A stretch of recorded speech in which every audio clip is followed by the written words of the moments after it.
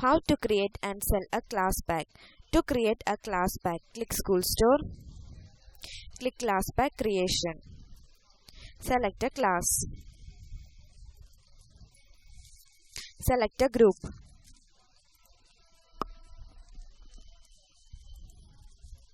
Select a status. Select an academic year. Select an item. Enter the quantity. Click the green plus button. Click Save.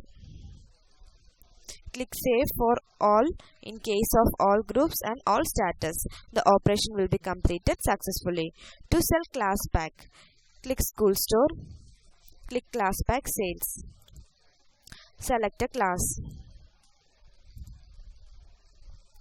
Select a group.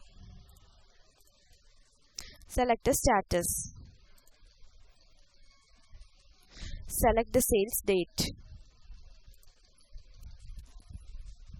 Select an academic year. The students will be listed below. Select students who have purchased the class pack. Click Save All. The operation will be completed successfully. These are the general steps to create and sell a class pack in store in software.